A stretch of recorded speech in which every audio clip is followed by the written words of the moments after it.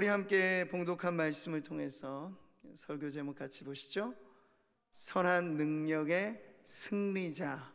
그 승리자가 되시기를 바라면서 함께 말씀을 나누겠습니다. 자, 우리가 믿는 바 하나님, 우리가 기도하는 하나님이 어떤 분이신가를 알아야 합니다. 근데 성경은 너무나 많은 곳에서 하나님이 어떤 분이신가를 친절하게 우리에게 잘 가르쳐 주시죠. 하나님 이런 분이세요. 여호와는 선하시니 그의 인자하심이 영원하고 그의 성실하심이 대대에 이르리로다. 아멘. 하나님 어떤 분이세요? 선하신 분이세요. God is good이라고 우리가 노래도 하죠. 하나님 정말 좋으신 분이세요. 이것이 하나님의 불변의 속성이죠.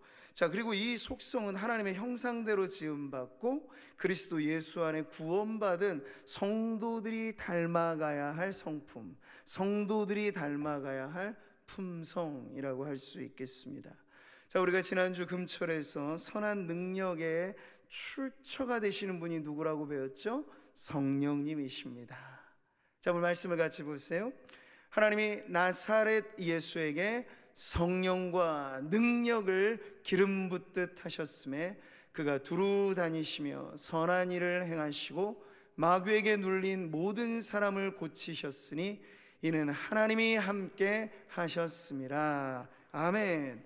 예수님이 구원자로서 공생애를 사셨을 때 선한 일을 행하셨다 하죠. 우둔한 자를 깨우치며 지혜롭게 가르치셨고 천국 복음을 선포하셨고 병든 자들을 고쳐 주셨습니다. 마귀에게 눌린 자들을 자유케 하셨습니다. 근데 이 능력의 선한 일의 출처가 어디에 있다고요? 성령과 능력을 우리 하나님이 기름 붓듯 부으셨기 때문에 그 선한 능력이 우리 예수님을 감싸고 예수님의 사역을 지탱하는 힘이 되었다고 가르쳐 주죠. 자, 저와 여러분, 교회는 누구입니까? 그리스도를 따르는 제자들의 공동체. 우리들에게는 예수님이 맡겨주신 위임받은 사명이 있습니다. 교회가 행하는 모든 일은 선한 일이 되어야 될 줄 믿습니다. 교회가 행하는 일들이 세상의 평가로부터 악하다, 부조리하다, 비리가 있다, 그런 평가를 받아서는 안 돼요. 우리는 욕을 들어도 선한 일을 해서 욕을 듣는 공동체가 되어야 합니다. 네, 그러려면 여러분, 우리에 무슨 힘이 있어요? 우리 안에, 우리의 자원 안에 이 속해 있는 힘들이 그저 인간적인 능력이 얼마나 한계가 분명합니까? 근데 우리도 마찬가지예요. 그리스도의 몸된 교회가 선한 일을 하고자 할 때 바로 성령과 능력을 기름 붓듯 부으시는 하나님이 오늘도 우리와 함께 하십니다. 내가 하나님의 주시는 선한 능력을 가지고요, 우리가 마귀의 권세를 무찔러 승리하는 성도들 되시기를 축복합니다. 우리가 꼭 기억하셔야 돼요. 마귀는 영물이라서 우리보다 지능이 떨어지지 않아요. 훨씬 더 인간을 잘 알아요. 인간학의 전문가예요.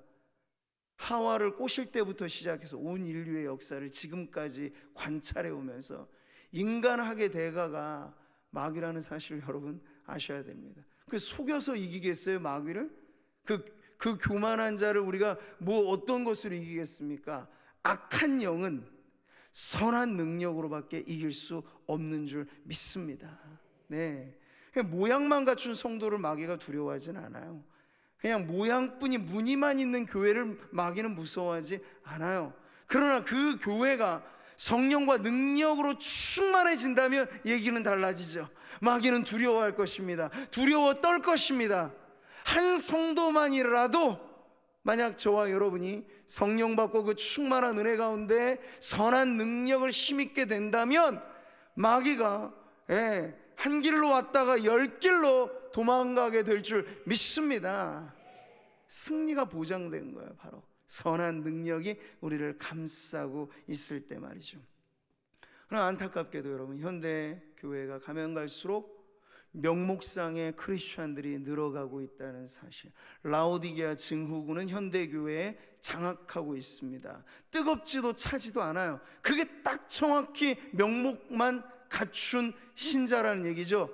뜨거워지면 내가 더 헌신할까 봐 겁나요. 그래서 적정한 온도치를 아주 미지근하게 유지하는 게 제일 편하거든요, 어떤 면에서. 그러니까 편하다는 건 여러분 신앙생활의 독소입니다. 근데 우리가 뜨겁든지 차든지 주님은 양단간의 결단을 하라고 말씀을 하시는데, 우리가 그저 편안하게, 냉탕도 온탕도 아니고 아주 그냥 미지근한, 그 라오디게아 지역의 성지순례 제가 가보니까 거기 온천수가 바로 그런 거예요. 근데 그 마실 물로는 적합하지 않은 거죠. 이 더운 날 주인을 시원하게 된 얼음 냉수와 같은 그 시원함이 우리에게 있으려면요, 별 수 없어요. 무늬만 돼서는 안 되고 성령의 능력으로 충만해져야 될 줄 믿습니다. 그러니까 오늘도 우리가 금요철야에서 하늘문을 두드리며 기도해야 될 제목은, 불변의 고정의 교회의 기도 제목은 있는 거예요. 주여 우리를 성령으로 충만하게 하여 주시옵소서. 제가 지난주에도 이 설교를 하니까 우리 교회 금요철에만 좀 오는 어떤 청년이 있어서 가다가 저한테 말씀에 대해서 궁금해서 묻더라고요. 그 충만한 정도의 차이에 대해서 궁금했던 것 같아요. 네, 그것은 경험한 성도들은 압니다. 빠져들어가 그 끝이 없는 것이 여러분 성령의 세계인 줄 믿습니다. 그러니까 우리는 성령의 충만을 경험하면서 동시에 목마른 거예요. 주님의 은혜를 깊이 체험하면서 동시에 갈증이 생기는 거예요. 더 우리가 이전에는 이 은혜를 맛보기 전에는 돈에 대하여 더 명예에 대하여 더 세상 권세와 인기에 대하여 더 그랬는데, 이제 하나님의 은혜를 받으면 달라지는 거예요. 주여 주님의 사랑을 내게 더 부어주소서, 주님의 능력을 내게 더 부어주소서. 오늘 그렇게 갈증 어린 기도가 여러분의 기도가 되시기를 축복합니다. 자, 이렇게 선한 능력으로 사는 비결을 우리가 알았으니 이제 2월의 마지막 금철이잖아요. 선한 능력의 승리자로 우리가 이제 다음 주면 또 3월, 춘3월 이렇게 접어들게 되는데, 새로운 힘의 능력으로 일어나는 우리 성도들 되시기를 축복합니다. 자, 우리가 오늘 읽은 본문은요, 로마서이죠. 로마서를 크게 구분하면 교리적인 파트를 다룬 1장부터 11장까지, 그리고 권면과 적용과 실천을 주로 다루는 12장부터 16장까지를 이렇게 구분을 합니다. 오늘 우리는 그 시작에 실천적인 권면의 파트가 시작된 12장을 보는 거예요. 그래서 12장을 보면 구구절절히 아주 디테일하게 상황과 이 어떤 여건에 따라, 그리고 그 관계에 따라 성도들이 어찌 행해야 될지를, 예수 복음으로 변화된 성도라면 이렇게 살아야 된다라고 하는 구체적인 명령들이 쭉 이어지는 가운데, 오늘 본문은 적대적인 관계에 얽혀 살아가는 성도들이 어떻게 하면 선한 능력의 승리자가 되는지에 대해서 가르쳐주고 있습니다. 17절 18절의 말씀을 다시 보겠습니다. 아무에게도 악을 악으로 갚지 말고 모든 사람 앞에서 선한 일을 도모하라. 할 수 있거든 너희로서는 모든 사람과 더불어 화목하라. 아멘. 자, 여러분, 이 말씀을 통해서 우리가 알게 되는 선한 능력의 승리자는 누구인가요? 그는 모든 일에 선을 도모하고 특별히 모든 사람과의 관계에서 화평을 추구하는 화평의 사람, 선하고 화평한 사람이 바로 선한 능력의 승리자라고 성경은 가르쳐주고 있습니다. 우리가 발딛고 살아가는 이 세상은 죄악으로 물들어 있죠. 악인을 찾아보려고 우리가 어디 먼 나라, 이웃 나라 여행할 필요가 없어요. 바로 우리 주변에. 아니요, 더 솔직하게 말하자면 악의 실체는 우리 내면 안에도 뿌리를 계속해서 잔뿌리를 내리고 있죠. 그리고 인간이 모여있는 곳이라면 3, 3, 5 악은 틈탑니다. 사회적인 악이라고 말할 수 있는 거대한 악의 이 구렁이 이 나라와 민족 안에도 또아리를 틀고 있는 것이죠. 근데 이러한 세상을 살면서 말하자면 우리가 죄악에 관해서는 청정지역은 없어요. 안팎의 죄악이 창궐한 세상 속에서 우리가 어떻게 악에게 지지 않고 승리하며 선한 능력을 나타낼 수 있겠는가? 여러분 17절 다시 보세요. 아무에게도 악으로 갚지 말고. 아멘. 이것이 첫 번째 지침입니다. 여긴 좀 선한 능력에 있어서 소극적인 명령이라고 할 수 있겠죠. 뭘 하지 말라 이런 것이니까. 쉽게 말하면 안가품하지 말라는 거예요. 안가품하지 말라는 거예요. 할 수 있는 기회가 있고 할 수 있는 능력이 있어도 성도들이 하지 말아야 될 게 뭘까요? 보복입니다. 보복이에요. 고사에는 와신상담이란 말도 있죠. 이를 갈면서 이 선대의 원수를 내가 갚으리라 하면서 집안 대대 내력이 복수 일념으로. 우리는 우리나라의 역사에서 보잖아요. 뭐가 바뀔 때마다 복수의 정치, 복수의 끈이 끊어지지 않는 이 나라를 보면 믿음 없는 사람들이 이어가는 역사는 이와 같다라고 하는 걸 아주 확실하게 보여주고 있습니다. 근데 그 복수를 끊어내는, 거기에 종지부를 찍는 방식은 뭘까요? 악을 악으로 대항해서는 안 된다는 거예요. 네. 여기 적극적인 선함의 방법이 그래서 그 이후에 나오죠. 18절의 말씀입니다. 모든 사람 앞에서 선한 일을 도모하라. 할 수 있거든 너희로서는 모든 사람과 더불어 화목하라. 아멘. 자, 성도들에게 주어진 명령입니다, 여러분. 할 수 있는 한 최선을 다하라는 말이에요. 물론 여기에 완전치로 말하자면 우리가 누가 다 여기에 다 도달할 수 있겠습니까만 그래도 추구하라는 거죠. 네. 최고의 선함은 상대를 가리지 않는다는 거예요. 모든 사람, 이 안에 누가 속해 있을까요? 내 구미에 맞는 사람? 구미에 사니까 구미에 맞는 사람? 그런 사람만 있지 않고요, 여기에 나하고 전혀 안 맞는 사람, 뭐 주는 것도 없이 미운 사람, 거기에 속해 있는 거예요. 모든 사람과 선한 일을 도모하라고 했을 때 그 모든 사람, 여기엔 심지어 악인이 있어요. 여기엔 심지어 죄인이 있어요. 여기에는 불신자도 당연히 포함되어 있어요. 그런데 성경은 이런 이들에게 대해서도 적극적으로 우리가 선한 능력의 승리자가 되려면 보편적인 선을 추구해야 한다는 얘기입니다. 하나님 우리에게 원하시는 화평은 그만큼 지대가 넓은 것입니다. 우리 진영, 나하고 친한 몇몇 사람들하고만 나는 화목할까? 그건 누구나 하는 거잖아요. 그러니까 예수님께서 산상수훈에서 그 부분에 대해 정확하게 알려주신 게 이 말씀 아니에요? 같이 보시죠.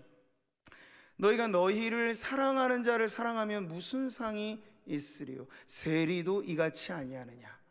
또 너희가 너희 형제에게만 무난하면 남보다 더하는 것이 무엇이냐?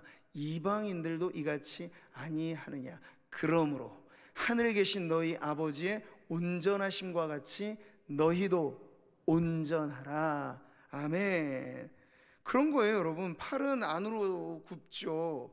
우리가 혈연, 지연, 학연,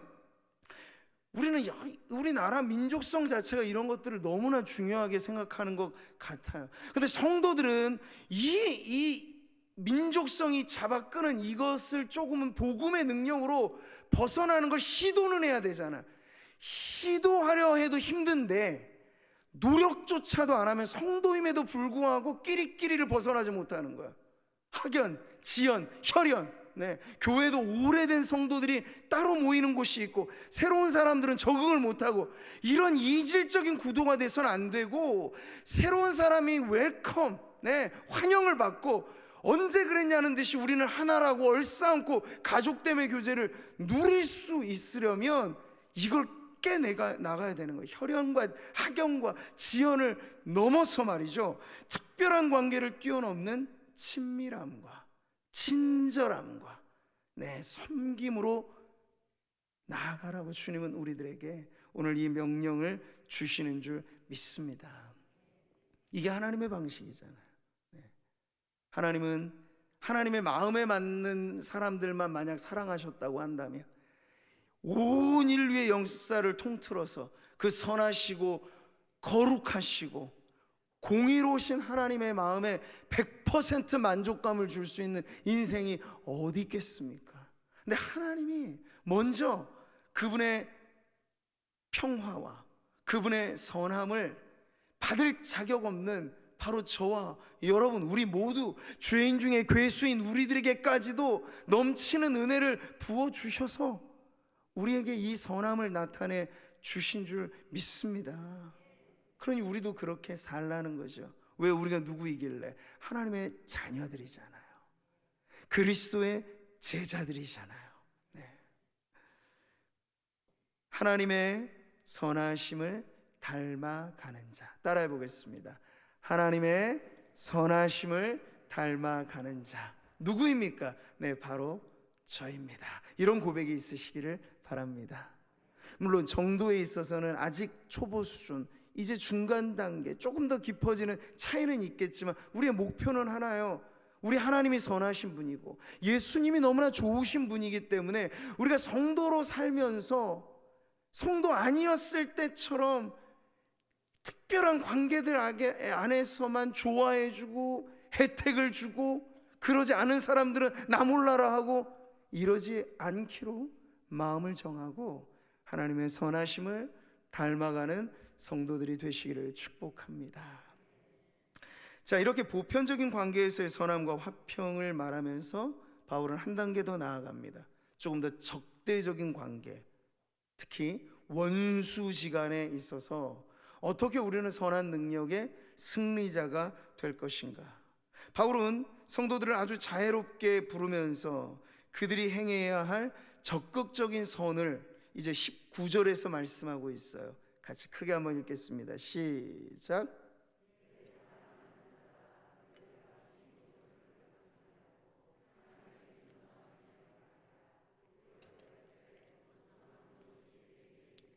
내가 갚으리라고 주께서 말씀하시니라. 아멘. 구약 성경에 우리가 다윗을 보면 다윗의 일대기가 정말 이와 같은 말씀이 인생화되어진 것을 보게 되죠. 철천지 원수가 있었어요. 아주 다윗이 소년 시절 기름 부음을 받고 그래서 이제 왕으로 등극해야 될 그때부터 시작해서 정말 그 사람이 죽기 직전까지는 이게 끊기지 않았던 아주 끈질긴 원수, 바로 사울 왕이었죠. 집요하게 다윗을 추적하면서 다윗 죽일 기회만을 엿보았던 그 사울 왕이에요. 근데 여러분, 다윗의 인생에도 뭐 볕들 날은 있다고요? 그러한 철천지 원수 사울을 안가품할 수 있는 기회는 몇 번 찾아왔습니다. 쥐도 새도 모르게 사울을 없앨 수 있는 절호의 찬스, 말하자면 정말 황금 같은 기회가 찾아왔죠. 아무도 없는 굴 깊은 곳에 사울이 잠들어 있는데 다윗이 정말 칼을 꺼내 단칼에 베기만 하면 그 싸움은 끝날 판이었습니다. 근데 여러분, 다윗은요 하나의 철칙이 있던 사람이었어요. 근데 누가 보더라도 사울 왕은 부적절한 사람이었어요. 잘못된 리더십이었어요. 그럼에도 불구하고 다윗이 경외하는 하나님에 대한 신앙은 이런 것이었습니다. 그럼에도 불구하고 사울이 누구인가? 여호와의 기름 부음 받은 왕이 아닌가? 내가 내 손을 들어 여호와의 기름 부으신 왕을 해하는 죄를 짓지 않을 것이다. 이게 다윗의 인생 철칙이었어요. 다윗이 너무 괴롭고 사울 하나 죽으면 끝날 이 문제였는데 그걸 자신의 손에 피를 묻혀 복수하기로 하지 않고 누구에게 맡겨요? 하나님에게 맡긴 거예요. 이것이 정말 다윗이 그 평생의 성군으로 추앙받으며 하나님 앞에 사울과는 다른 왕으로 쓰임받은 가장 중요한 차이점이었죠. 그는 복수의 피를 자신의 손에 묻히려 하지 않았습니다. 이게 쉬운 일이 아니었다는 건 여러분 충분히 아셔야 돼요. 기회가 있었고 할만하기도 했고 그 사람이 나를 괴롭힌 걸 생각하면 10번 100번 죽여도 나는 정당하고 이러한 어떤 대상이었음에도 불구하고 그에게 하나님이 기름 부어 왕으로 세우셨으니 나는 내 손을 들어 그 왕을 해하지 않으리라 하는 그 철칙을, 신앙적인 기준을 잃어버리지 않고 그는 원수 갚는 것을 내가 하지 않고 주님께 맡깁니다 하는 그 믿음을 이어갔던 것이죠. 다윗의 신앙, 바로 심판의 최종 권한은 하나님께 있음에 대한 믿음인 것이죠. 여러분, 그래서 바울이 구약 성경을 인용하면서 오늘 우리들에게 다시 한번 강조하는 것도 이것입니다. 복수는 나의 것이라고 말할 수 있는 분은 오직 한 분, 하나님밖에 없어요. 공의로우신 하나님. 근데 지금 어떻습니까? 국가가 법이 하지 않으면 나라도 복수하리라 하면서 개인이 사적인 정의를 마치 영웅의 이야기처럼 미화시키는 것이 지금 이 세상의 문화입니다. 영화를 보고 소설을 보고 어디를 봐도 다 사적인 복수의 이야기들이 사람들의 흥을 돋구는 거예요. 근데 그것은 다 심판의 최종 권한이 하나님께 있다고 하는 신앙적인 믿음보다도 인간의 혈기, 인간의 복수심을 영시하게 만드는 이 세상의 문화라고 하는 걸 여러분은 기억하셔야 합니다. 자, 여러분, 오늘 우리가 이 말씀을 읽을 때 이걸 뭐 옆집 이야기, 먼 나라 오래전 다윗의 이야기로만 생각하면 와닿지 않겠죠. 그 원수는 우리 주변에 있잖아요. 아니 어떤 의미에서 원수는 집 안에도 있다고 하죠. 원수는 교회라고 하는 이 현실의 울타리 안에 있을 수도 있습니다.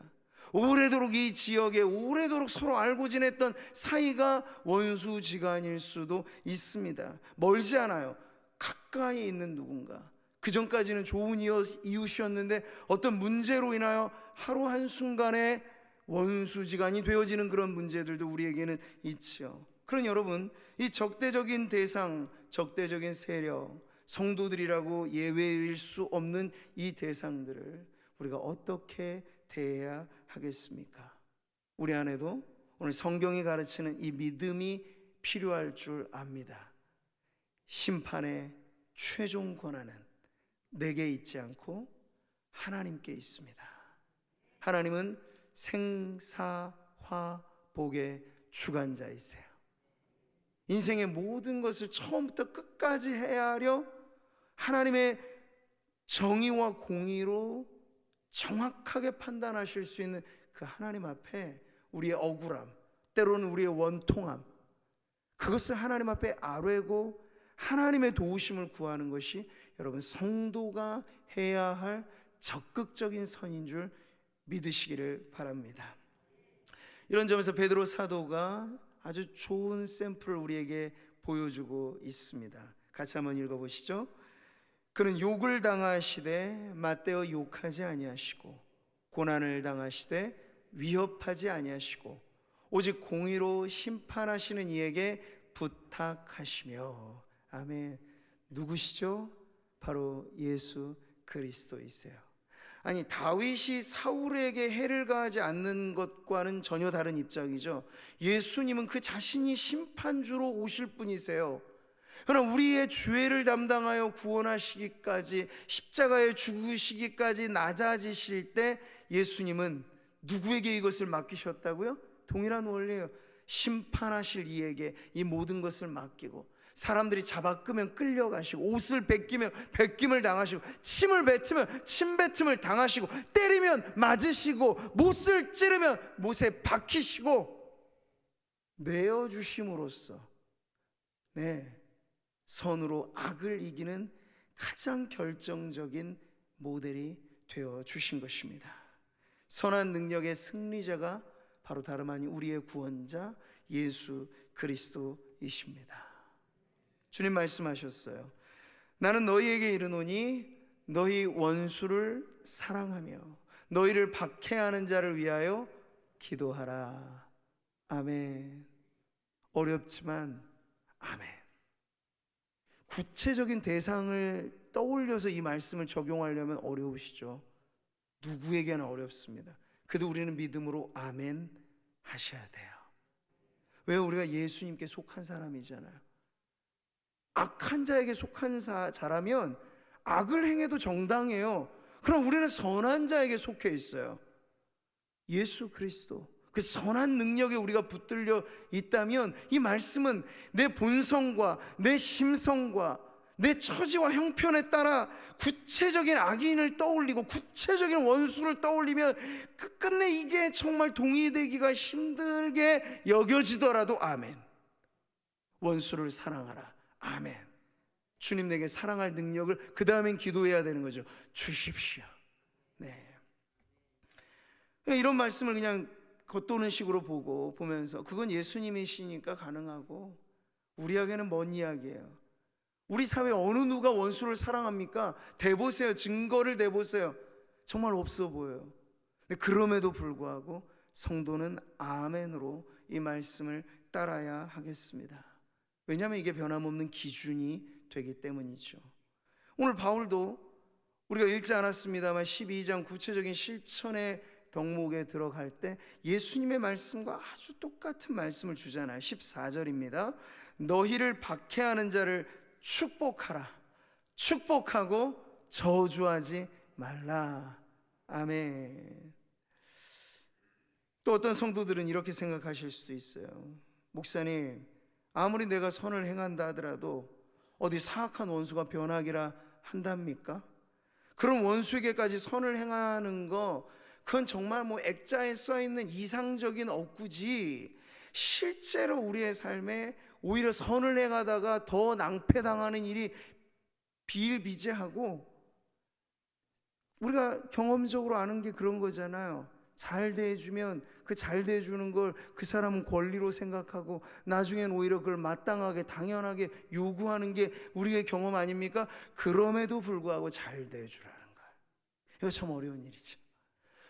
저 사람이 날 속이는 것 같아요. 나를 지금 잘못하게 지금 말하는 게 뻔히 거짓말하는 것 같아요. 물론 그렇다고 어리석게 속으라는 그런 얘기는 아니지만 그 사람에 대해서 악감정을 갖지 않도록 할 수 있으면 최선을 다해서 평화의 길을 선택하라고 오늘 성경은 우리들에게 가르쳐주고 있습니다. 여러분, 내 기준을 가지고 말씀을 재단하시겠습니까? 아니면 말씀의 기준 앞에 나를 맞추시겠습니까? 오늘 우리의 기도는 하나님, 내 힘으로는 어렵지만, 원수 사랑이 구체적인 대상을 생각하면 너무나 힘들지만 내 마음에 그를 향한 사랑이 생겨날 때까지 우리가 할 수 있는 건 있죠. 기도할 수는 있어요.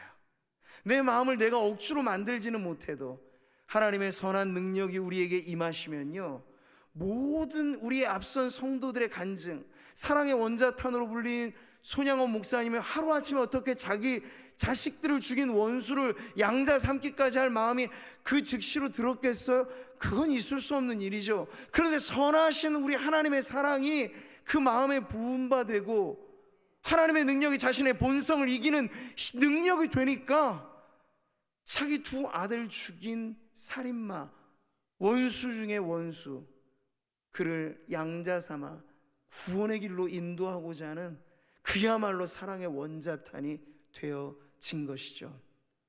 손양원 목사님만 그러신 게 아니라는 사실입니다.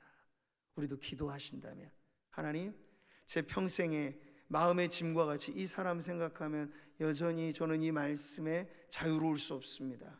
편안하지 않습니다.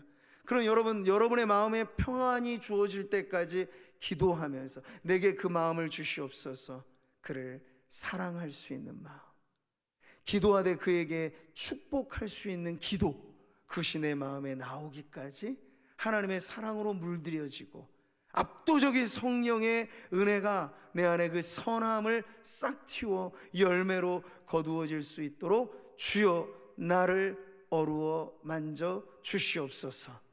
네, 그렇게 우리가 기도하면서 주님 앞에 나아갈 때 오늘 성경은요 다시 한번 확인시켜 줍니다. 20절 말씀, 그리함으로 내가 숯불을 그 머리에 쌓아 놓으리라. 이 잠언에도 나와 있는 이 말씀은 하나의 비유적인 언어이죠. 숯불을 머리에 쌓는 그 무슨 의미일까요? 이 숯불은 하나님의 심판의 상징이기도 합니다만, 그러니까 내 손을 들어서 그 사람을 처단하지 않고 오히려 우리가 선으로 악을 이기듯 악을 악으로 갚지 않고 그것이 하나하나 그에 대한 작은 친절과 축복의 기도와 따스한 말 한마디에 손 내밈이, 그 모든 것이 하나하나 그에게는 숯불을 얹는 것과 같은 효과가 있다는 것이에요. 그럴 때 당장은 아닌다 할지라도 여러분, 결국 하나님은 선으로 악을 이기시는 분인 줄 믿습니다. 그 원수마저도 변화시키시는 이가 하나님이시라는 거예요. 그러니까 하나님께서 그냥 그래 내게 맡겨라, 내가 단칼에다 쓸어줄게, 이런 말씀이 아니고 숯불을 그 머리에 쌓아 올린다는 건 그 원수조차도 자기 죄를 깨닫지 못하고 우리에게 해코지를 하고 모함을 하고 없는 말도 만들어내고 거짓을 유언비어를 유포하며 그 모든 명예를 실추시키는 일을 자행하는 그 사람이 그게 죄인 줄 모르고 그 일을 할 때 하나님께서 결국에는 그 머리에 쌓아 올린 숯불이 그 마음의 변화와 감동의 원인이 되어서 회개하고 돌이키고 변화되게 될 때가 올 거라는 얘기예요. 숯불을 그 머리 위에 쌓아 올리는 것, 당장은 아니더라도 여러분, 우리가 원수를 축복하며 기도할 때 그 원수마저도 변화시키시는 하나님의 선한 능력이 승리하게 될 줄 믿습니다. 자, 오늘 말씀을 마무리하면서 우리가 역설의 진리가 사실 성경 곳곳에 담겨져 있죠. 이 역설의 진리를 가르쳐주는 가장 핵심의 키워드가 있다면 뭘까요? 그래도예요. 그래도, 그럼에도 불구하고. 이거 딱 보기에는 아닌 거잖아요. 근데 그래도 뒤집어 보면 뭔가가 달라지는 것이 있다는 게 바로 역설의 진리인데, 이 그래도라고 하는 역설의 진리를 많은 이들에게 잘 선전해서 우리가 가난한 자의 어머니라고 불리는 마더 테레사, 그와 같은 이들도 이 역설의 진리를 자신의 삶의 좌우명으로 삼아 이 캘커타의 성녀로 불려질 그러한 위대한 일을 할 수 있었던 그 단초가 됐던 역설의 진리가 있어요. 10가지로 나오는 켄트 키스라고 하는 사람이 이 그래도라고 하는 아주 자그마한 소책자를 1960년대에 썼습니다. 그는 하버드 대학생이었는데, 미국 사회로 말하자면 1960년대, 우리나라도 아마 그랬어요. 그 시대가 그랬으니까요. 격변의 세월이었고, 정말 세상의 기존의 가치관, 이 모든 것들이 막 역전되어지고 혼란스러운 때였습니다. 그가 보기에는 세상이 정말 미쳐 돌아가고 있는 것처럼 보였다고 해요. 그런데 그냥 그 세상을 그대로 방치시켜두면 변하는 건 아무것도 없겠지만, 나 혼자부터, 나 자신부터 만약 이 역설의 진리로 변화가 될 수 있다면, 변화된 한두 사람이, 두세 사람이, 네다섯 사람이 늘어가게 되면 그래 세상이 바뀌게 되지 않을까 해서 그는 10가지 역설의 계명을 이렇게 나누어 썼습니다. 자, 여러분, 제가 요 2개 이미지로 이것을 담아놨는데요, 함께 보시면서 1번부터 5번까지를 먼저 한번 보시면요, 여기에 나와 있는 내용을 제가 앞부분을 읽으면 여러분이 그래도 그들을 사랑하라, 이 부분을 읽으시면 돼요. 우리 이미지 한번 띄워주시죠. 자, 보이시죠? 네. 자, 제가 앞부분을 읽으면 여러분은 저 빨간색 부분은 같이 한 목소리로 읽으면 됩니다. 사람들은 논리적이지도 않고 불합리하며 자기중심적이다. 그래도 그들을 사랑하라. 2번째, 당신이 친절을 베풀면 숨은 의도가 있다고 의심할지도 모른다. 그래도 친절하라. 당신이 성공하면 거짓 친구들과 숨은 적들을 얻을 수도 있다. 그래도 성공하라. 당신이 오늘 선을 행해도 내일이면 모두 잊힐 것이다. 그래도 선행을 베풀라. 정직하고 솔직하면 불이익을 당할지 모른다. 그래도 정직하라. 자, 이 5가지는요 어때요? 우리가 선을 행해야 될 사람들이 너무 명확하잖아요. 우리에게 잘 대해주는 사람 아니요, 잘 대해주고 선대해주는 사랑스러운 사람이 아니고 불합리한 사람들, 나를 의심하고 모함하는 사람들, 나의 선행을 잘못 아주 고가운 시선으로 보는 사람들, 그런 사람들 천지이라도 그래도 선을 행하라는 거예요. 자, 우리 6번째부터 10번째도 같이 한번 보시면서 같은 방식으로 읽어보겠습니다. 6번째, 큰 뜻을 품고 살아가면 그렇지 않은 사람들에 의해 넘어질 수 있다. 그래도 큰 뜻을 품으라. 사람들은 약자의 편을 들면서도 강자만을 따른다. 그래도 약자를 위해 싸우라. 오랫동안 공들여 쌓아 올린 것이 하룻밤 사이에 무너질 수도 있다. 그래도 쌓아 올려라. 도움이 필요한 사람들에게 도움을 주고도 공격받을 수 있다. 그래도 사람들을 도우라.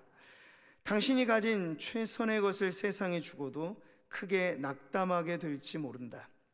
그래도 최선의 것을 세상에 주어라. 네, 한번 여러분이 곰곰이 아주 음미하면서 하나하나의 문장들을 되새겨 보시면 사실 그 앞에 나와 있는 것이 우리의 현실이고요.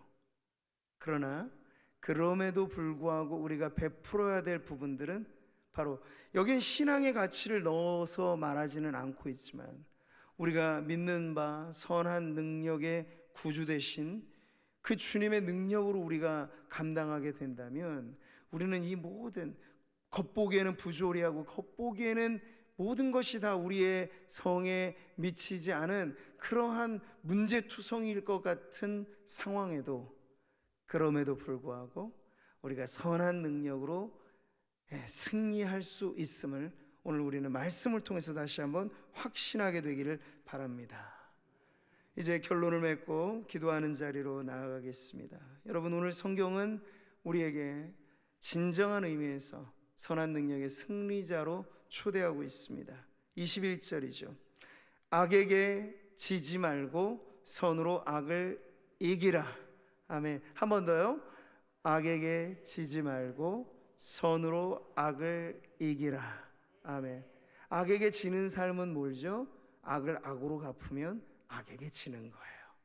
원수를 갚아버리면 악에게 지는, 원수에게 지는 거예요. 그러나 성경은 우리에게 악에게 이기는 삶을 가르치죠. 선으로 악을 갚는 것이에요. 원수를 사랑해 주는 것이에요. 원수를 아예 축복해 주는 것이에요.